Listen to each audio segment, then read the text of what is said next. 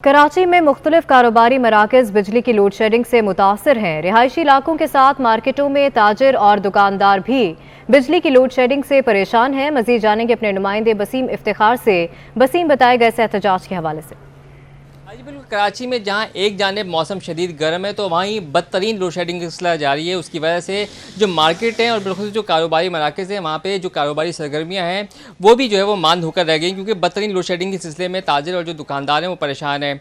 इस वक्त मैं आराम बाग जो फर्नीचर मार्केट है यहाँ पर मौजूद हूँ और मेरे साथ मौजूद हैं ताजिर रहनुमा जो कि दुकानदार भी हैं और इनकी दुकान भी है आराम बाग फर्नीचर मार्केट में, इस्माइल लालपुरी है। देखिए, यहाँ से 3 से 4 दफ़ा लाइट जाती है, सुबह दोपहर शाम, मतलब यानी कि दवाइयों की तरह इन्होंने डोज दे रहे हैं कि सुबह दोपहर शाम के लिए। हालांकि अभी जब ये हमारा टाइमिंग का आया था 9 बजे का और 8 बजे वाला, तो जिसके अंदर में कमिश्नर कराची, मिनिस्टर बैठे हुए थे, एडमिनिस्ट्रेटर कराची बैठे हुए थे और सीसीपीओ बैठे हुए थे, तमाम मतलब हाई अथॉरिटीज़ बैठी हुई थी और उन्होंने हमसे प्रॉमिस किया था कि जी दिन भर लोड शेडिंग नहीं होगी और आप रात को जो है वो 9 बजे बंद कर दें कारोबार। लेकिन मैं नहीं समझता हूँ कि ये किस तरह इन लोगों की वादा वईद होते हैं कि उस पर कोई वफा नहीं हुई और दिन में 3 दफ़ा लाइट जा रही है और बहुत शदीद गर्मी के टाइम में 3 दफ़ा लाइट जा रही है। बिल जो है वो बिजली की जो कीमतें हैं उसमें भी इजाफा किया जा रहा है फ्यूल एडजस्टमेंट के नाम पर, और दूसरी जानिब बदतरीन लोड शेडिंग की वजह से इनका कारोबार भी शदीद मुतासिर हो रहा है। फौरी तौर पर जो बिजली और तवानाई का बहरान है उसको हल करें। ठीक है, बहुत शुक्रिया बसीम आपका। कराची में लोड शेडिंग की अबतर सूरत हाल है। मुख्तलिफ इलाकों में शहरियों को कई कई घंटे की बंदिश का सामना है। बिजली की लोड शेडिंग से मुस्तस्ना इलाकों में भी गैर एलानिया लोड शेडिंग की जा रही है। मज़ीद जानेंगे, हमारे नुमाइंदे हबीब खान हमारे साथ मौजूद हैं। हबीब, बताएगा। देखिए, शहर में इस वक्त बदतरीन लोड शेडिंग का सिलसिला जो है वो जारी है और कराची के मुख्तलिफ इलाकों में के इलेक्ट्रिक की जानिब से जो बिजली बंदिश का दौरानिया है उसमें इजाफा कर दिया गया है। गैर एलानिया तौर पर कई इलाकों में कई कई घंटे की जो है वो लोड शेडिंग की जा रही है। के इलेक्ट्रिक हुकाम की जानिब से शेड्यूल जारी किया गया था जिसमें मुस्तस्ना इलाकों में 3 घंटे और जो हाई लॉसेज एरियाज हैं वहाँ पर 8 से 10 घंटे, जबकि इसके बरक्स मुस्तस्ना इलाकों के वाले से बात करें तो गुलशन इकबाल, गुलिस्तान जौहर, डिफेंस, क्लिफ्टन, तारिक रोड और ऐसे इलाके जो के लोड शेडिंग से बिल्कुल मुस्तस्ना थे, उन इलाकों में इस वक्त मजमूई तौर पर गैर एलानिया लोड शेडिंग मिला के 8 से 10 घंटे जो है वो लोड शेडिंग का सामना है। जबकि हाई लॉसेज एरियाज में इस वक्त जो सूरत हाल है वो तकरीबन 15 और 16 घंटे पे जा पहुंची है। और के इलेक्ट्रिक से जो शहरी नाला है उनकी जानिब से हमने देखा शहर के मुख्तलिफ इलाकों में एहतजाज भी किया जा रहा है, शदीद गमो गुस्से का इजहार भी किया जा रहा है। माड़ीपुर पर आज भी 2 रोज़ हो चुके हैं, एहतजाज जो है वो जारी है और शहरियों की जानिब से यही मुतालबा है कि इस वक्त कराची शहर में सख्त गर्मी का सामना है। दर्जे हरारत भी तकरीबन 40 और 42 डिग्री तक पहुँच रहा है। इसके बावजूद के इलेक्ट्रिक हुकाम की जानिब से ऐसा नारवा सलूक अपनाया जा रहा है और शहर के मुख्तलिफ इलाकों में जो इस वक्त लोड शेडिंग का दौरानिया है उसमें कई कई घंटों का जो है वो इजाफा। बहुत शुक्रिया हबीब खान। अभी आपको बताएं कि वफाकी वज़ीर इत्तलात मरियम औरंगज़ेब काबीना इजलास के बाद मीडिया ब्रीफिंग दे रही हैं और उसकी जो इम्प्लीमेंटेशन, उसका वेस्ट मैनेजमेंट प्लान, उसके तमाम खदोखाल से शहरी रहमान जो हैं वो आपको आगाह करेंगी। एक बहुत ही इम्पॉर्टेंट एजेंडा जो काबीना की तरफ से वजारत दाखिला ने पुटअप किया, जिसके अंदर अफ़गानिस्तान से जो अफ़गानिस्तान का जो एक Afghan inter ministerial coordination cell मौजूद है, उसके ज़रिए जो एपिक्स कमेटी का इजलास हुआ जिसमें NADRA, board of investment, foreign office ने जो वीज़ा रिजीम रिव्यू की है अफ़गानिस्तान से रिलेटेड, उसकी मंजूरी दी गई है और उसकी तजावीज़ जो हैं जिस पर मंजूरी दी गई है उसमें दुनिया भर में जो पाकिस्तान के फ़ॉरेन ऑफिस हैं, सफारत खाने हैं, उसमें अफ़गानिस्तान की जो वीज़ा दरख्वास्त है उसको कंट्री ऑफ ओरिजिन की बजाय मौजूदा नेशनैलिटी और पासपोर्ट की बुनियाद पर प्रोसेस किया जाएगा। और उसके साथ साथ ये दोबारा बताती चलूँ कि तमाम जो सफारत खाने पाकिस्तान के दुनिया भर में मौजूद हैं वो इस पॉलिसी की मंजूरी के बाद जो उनका कंट्री ऑफ ओरिजिन की बजाय जो प्रोसेस होता था वीज़ा, अब वो मौजूदा नेशनैलिटी और पासपोर्ट की बुनियाद के ऊपर प्रोसेस किया जाएगा। दूसरा ये कि जो अफ़गानिस्तान से रिलेटेड ये काबीना के अंदर मंजूरी दी है कि उसमें ट्रेड तजारत को ज़्यादा से ज़्यादा फ़रोग़ देने के लिए जो वर्क वीज़ा कैटेगरी है उसके अंदर एक सब कैटेगरी शामिल की गई है जो कि ड्राइवर्स, ट्रांसपोर्टर्स और हेल्पर्स की जो मद है उसको सब कैटेगरी के अंदर ऑनलाइन वीज़ा सिस्टम में मुतारिफ़ कराने की तजवीज़ थी, जिसकी मंजूरी दी गई है कि अब जो वर्कर वीज़ा कैटेगरी अफ़गानिस्तान का है पाकिस्तान के साथ, उसके अंदर सब कैटेगरी को शामिल किया गया है जिसमें ड्राइवर्स, ट्रांसपोर्टर्स और हेल्पर्स की ये कैटेगरी को ऐड करके ऑनलाइन वीज़ा सिस्टम के अंदर उसको मुतारिफ़ कराया गया है। उसके साथ साथ जो 48 घंटों के दौरान 6 माह की जो मुद्दत मल्टीपल एंट्री वीज़ा है उसका इजरा किया जाएगा, और जिस 6 महीने की जो मुद्दत है उसमें अगर 1 साल तक की तौसी करनी है तो वो वजारत दाखिला के पास इख्तियार हासिल होगा।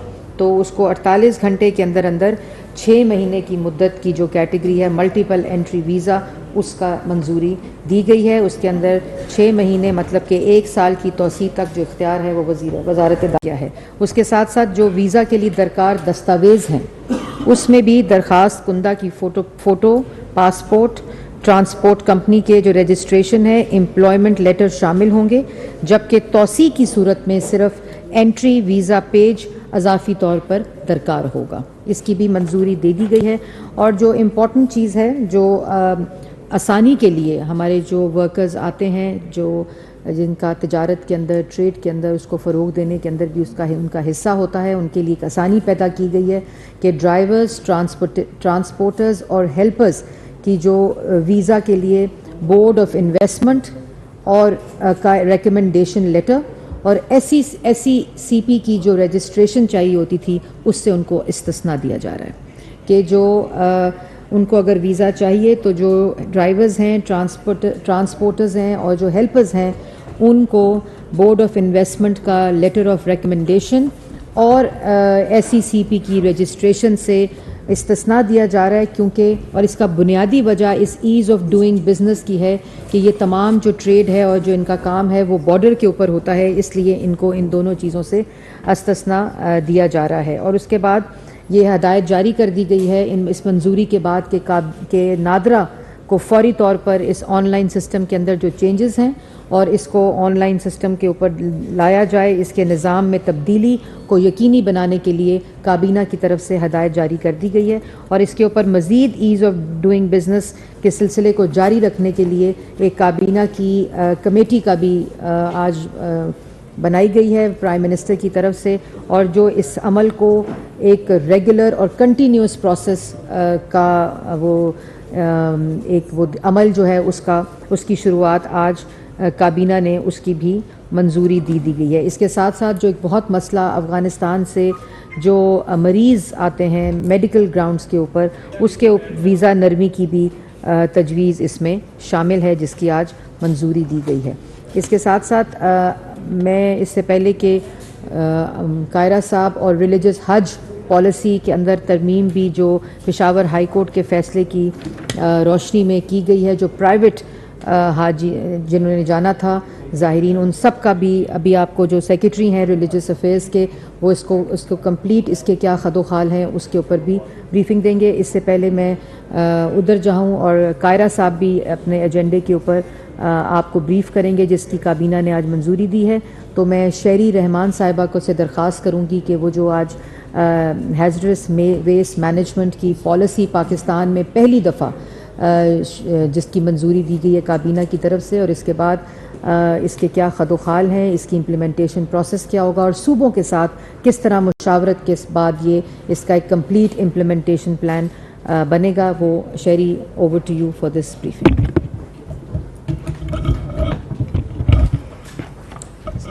हाँ ठीक, शुक्रिया जी। बिस्मिल्लाहिर्रहमानिर्रहीम। मुख्तसरन मैं आपको बताऊंगी कि आज एक संगे मील पॉलिसी आज की काबीना ने मंजूर किया है, जो माहौलियाती मिनिस्ट्री से आई है, क्लाइमेट चेंज मिनिस्ट्री से आई है, और इसमें पहली दफ़ा बहुत देर बाद एक बहुत ज़रूरी और अहम पॉलिसी आज अप्रूव हुई है। उसका नाम national hazardous waste management policy है। ये ख़तरनाक फजले की नक्लो हरकत, इसकी ज़िम्मेदार डिस्पोज़ल यानी इसका ठिकाने लगाना, इसकी जो छांटियाँ होती हैं इनको क्लासिफिकेशन करना और इनके दूसरे ममालिक से ट्रांस बाउंड्री में इसको मूवमेंट जिसे कहते हैं, दूसरे ममालिक से पाकिस्तान में इम्पोर्ट होना, डंप होना और अपने मुल्क के अंदर भी जो जितना वेस्ट जनरेट होता है, इसमें हर किस्म का वेस्ट है, लेकिन इस वक्त ये पॉलिसी हैज़र्डस यानी ख़तरनाक फजला के हवाले से बनाई गई है। और इसमें प्लास्टिक्स वगैरह भी हैं, इसमें बहुत सारी चीज़ें हैं, हॉस्पिटल वेस्ट होता है, इसमें ऑयल यूज़ होता है, रेफ्रिजरेशन, बैटरीज, इलेक्ट्रॉनिक वेस्ट जो बहुत ख़तरनाक है, और इसकी मुंतकली, इसकी फॉर्मुलेशन, इसकी क्लासिफिकेशन, इसको किस तरह ठिकाने लगा जाए, क्या ये हमारे लैंडफिल्स में चला जाता है या हमारे पानी की ज़खायर में जमा होता है, और लोगों की सेहत और माहौलियाती देरपा तब्दीली के हवाले से इसके क्या असरात होते हैं। इसमें तो कोई दो राय नहीं है कि ख़तरनाक या पॉइजनस या केमिकल या हैज़र्डस वेस्ट जो है वो हम सब की हेल्थ के लिए, के लिए मुज़िर है। अब ये कैंसर इससे होता है, इससे हर किस्म की सांस लेने की, हर किस्म की बीमारियां पैदा होती हैं, जिसका पूरा दुनिया में एक रिकॉर्ड बना हुआ है, पाकिस्तान में आपके सामने है। दूसरी बात ये कि आपके ये पानी, ग्राउंड वाटर और दूसरे रिजर्व्स को भी, ज़खायर को भी आलूदा करती है, और इस तरह आलूदा करती है कि आहिस्ता आहिस्ता आपके सारे ज़मीन में ये सीप होकर एक पॉइजनस एसिड बनती है। अब जब बात की जाती है कि एसिडिफिकेशन क्यों है हमारे रिवर सिस्टम्स में, यही वजह है। अब इसकी अफसोस से मैं कहूँगी, पहले ना डॉक्यूमेंटेशन की जा रही थी, जो बहुत ख़तरनाक बात है, और ये सबसे पहले तो पाकिस्तान की आवाम और माहौल के तहफ़्फ़ुज़ के लिए बहुत ही ज़रूरी है। इसको हमने आज काबीना में प्रेजेंट किया है अप्रूवल के लिए, और एक मरबूत और मुनज़्ज़म पॉलिसी बनाई गई है। सूबों से ऑलरेडी एक पूरी वर्कशॉप, कंसल्टेटिव प्रोसेस हो चुकी है, तवील प्रोसेस हो चुकी है, जिनमें उनके व्यूज़ और इनपुट्स भी आए हुए हैं। लेकिन क्योंकि इसका एक इतना बड़ा फ्रेमवर्क, इदारती फ्रेमवर्क बनना है, रेगुलेशंस का, लाइसेंसिंग का, कि हमने एक नेशनल एक्शन प्लान के तहत आगे बढ़ना होगा, और एक वेस्ट, केमिकल वेस्ट डायरेक्टरेट भी बननी होगी central federal climate change ministry में। उसके साथ फाइनेंशियल और दूसरे सस्टेनेबल हमारे इदारे भी बनने होंगे।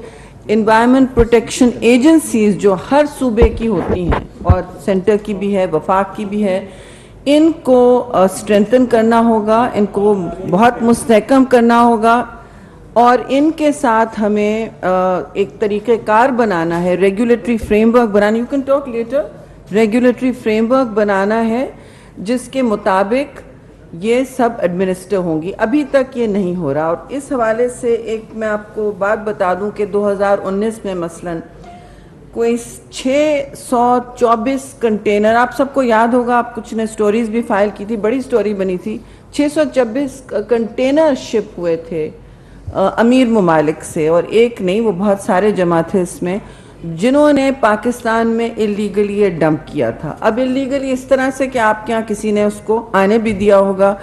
इन सारे कामों को रोकने के लिए हमें ये पॉलिसी बनानी पड़ी, और इस तरह लगभग कि मैं आपको बता दूं कि 80,000, इस प्रॉब्लम का स्केल इतना है कि 80,000 टन, आपके मुल्क में तो एक सॉलिड वेस्ट या जो नॉर्मल वेस्ट होता है 30 to 50 होता है अपने मुल्क का, 80,000 टन आप बताएं एक साल में अगर हम प्राइवेट बॉडीज़ के थ्रू इंपोर्ट करके यहाँ डंप कर रहे हैं। कुछ रिसाइकलिंग में जाते हैं, हमारी एक बड़ी रिसाइकलिंग इंडस्ट्री है, लेकिन इसकी जो सॉर्टिंग होती है, इसका जो ई वेस्ट है, इसकी जो केमिकल, रेडियो एक्टिव और दूसरी पॉइजन है, वो 15 से 20% आती है उन्हीं बंडलों में, उन्हीं कंटेनर्स में। हमारी जिम्मेदारी है कि हमें अपने लैंडफिल्स में वो ना पहुंचाएं, हम अपने पानी के ज़खायर में, हमारी अपनी सरजमीन में, अपनी सॉइल में उसको ना आने दें।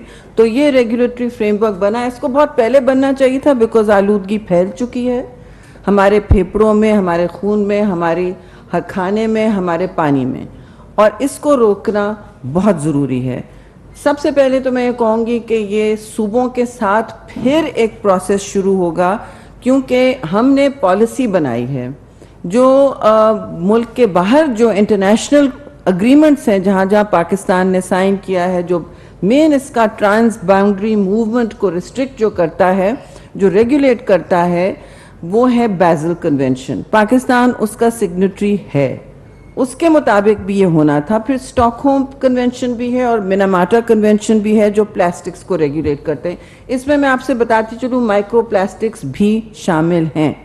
और काबीना को मैंने ये कहा कि हम प्लास्टिक्स क्योंकि हमारे लिए इतना बड़ा मसला बना हुआ है और हमारे अपने डेली ज़िंदगी में इतना वो मसला घुस चुका है कि हमें और हमारी इंडस्ट्रीज़ में कि हमें एक मजबूत उसके लिए अलग पॉलिसी देनी होगी जो हम दें। वफाकी वज़रा काबीना इजलास के बाद मीडिया को ब्रीफ कर रहे थे। आगे बढ़ें, आपको बताएं कि सीनियर कानूनदान हामिद खान ने मुतालबा किया है जजेस तैनाती बारे इजलास फौरी मुलतवी किया जाए। सुप्रीम कोर्ट में मेरिट के बरक्स जजेस की तैनातियाँ की जा रही हैं। जस्टिस काजी फाइज ईसा छुट्टियों पर हैं। उनकी गैर मौजूदगी में जजेस तैनात किए जा रहे हैं जिन पर ना किसी बारे मुशावरत की गई है और ना किसी वकील रहनुमा से। शक व शुबहात उभरते हैं कि यहाँ फेवरेट्स की अपॉइंटमेंट्स होने जा रही हैं।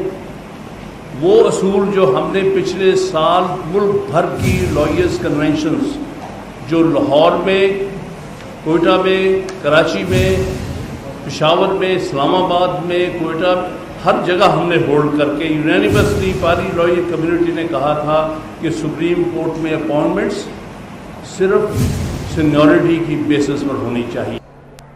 यहाँ हमारे पास कराची वालों के लिए अच्छी खबर है।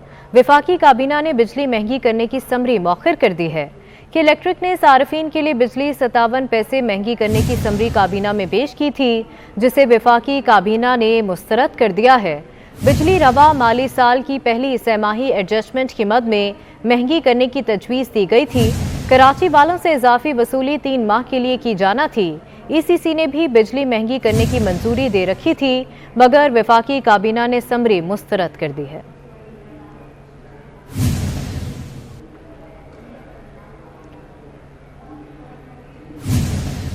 वज़ीर आज़म ने मुआवनीन ख़ुसूसी से मरात वापस लेने का फैसला कर लिया।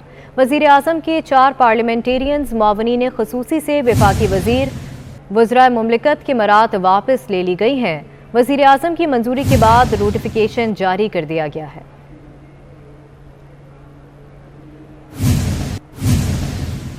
आपको बताएं कि वज़ीर आज़म ने मुआवनीन ख़ुसूसी से मरात वापस लेने का फैसला कर लिया। वज़ीर आज़म के 4 मुआवनीन ख़ुसूसी से वफाकी वज़ीर वज़राए मुमलिकत की मरात वापस ले ली गई हैं।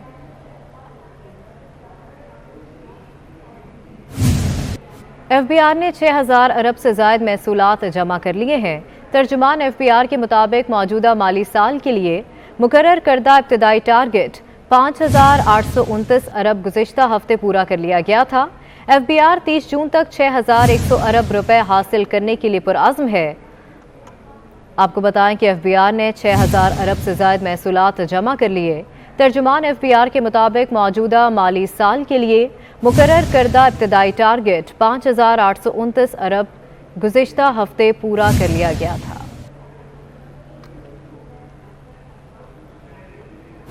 MQM रहनुमा कीश्वर ज़हरा ने आगा खान हस्पताल के ICU में मीडिया से गुफ्तगू करते हुए बताया कवर नवीद की तबीयत रात में अचानक ख़राब हुई तो उन्हें फौरी हस्पताल मुंतकिल किया गया। रात उनको इंतहाई ख़राब हालत में लाया गया था। उनका मज़ीद क्या कहना था, आइए जानते हैं।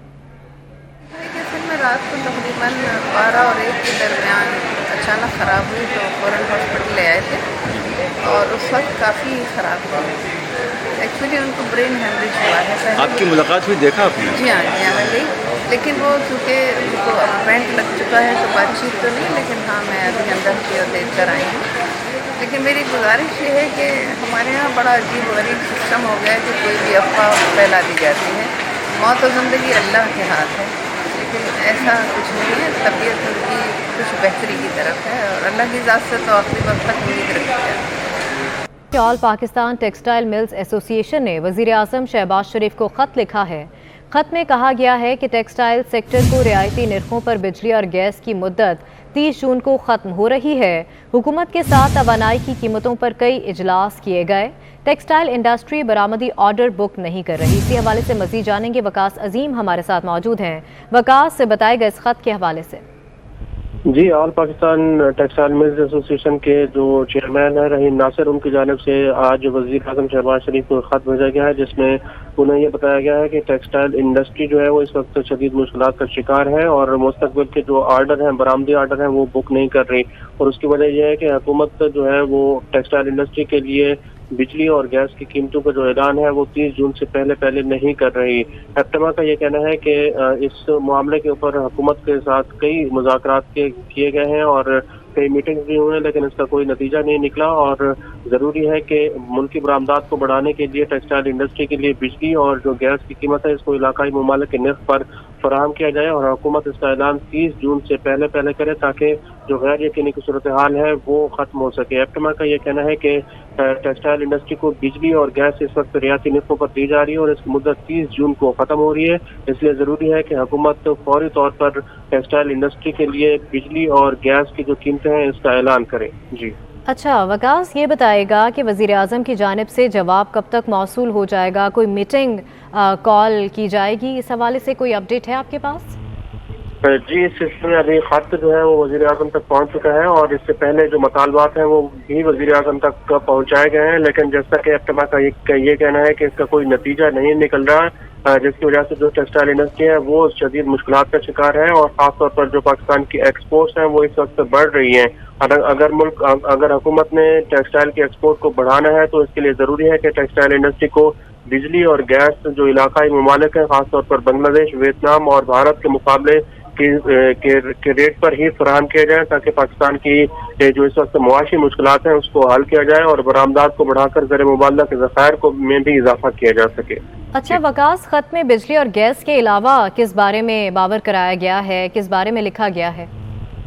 जी, एप्टमा का ये कहना है कि हुकूमत की जानिब से ये वादा किया गया था कि पाकिस्तान के एक्सपोर्ट को बढ़ाने के लिए टेक्सटाइल इंडस्ट्री को बिजली और जो गैस है वो सस्ते निर्खों पर फराहम की जाएगी और इसकी जो मुसलसल फराहमी है वो भी यकीनी बनाई जाएगी। लेकिन एप्टमा ने गुज़िश्ता हफ्ते वज़ीर ख़ज़ाना मिफ्ताह इस्माइल से भी मुज़ाकरात किए थे और इस मुज़ाकरात में वज़ीर तिजारत नवीद कमर भी मौजूद थे। एप्टमा की जानिब से वज़ीर ख़ज़ाना को भी ये बताया गया था कि टेक्सटाइल इंडस्ट्री की जो मुश्किलात हैं वो बढ़ती जा रही हैं, क्योंकि पिछले महीने के दौरान जो गैस की किल्लत हुई है उसकी वजह से जो बरामदी आर्डर हैं वो भी मुतासर हुए हैं और बिजली की लोड शेडिंग की वजह से भी टेक्सटाइल जो फैक्ट्रियाँ हैं वो शदीद मुश्किलात का शिकार हैं। इसलिए हुकूमत एक तो बिजली और गैस की मुसलसल फराहमी यकीनी बनाए और इसके साथ साथ जो 30 जून की मुद्दत है वो रियायती निर्ख जो टेक्सटाइल इंडस्ट्री को दिए जा रहे हैं वो 30 जून के बाद भी उसको जारी रखा जाए, ताकि एक्सपोर्ट में इजाफा जो है उसको बरकरार रखा जा सके।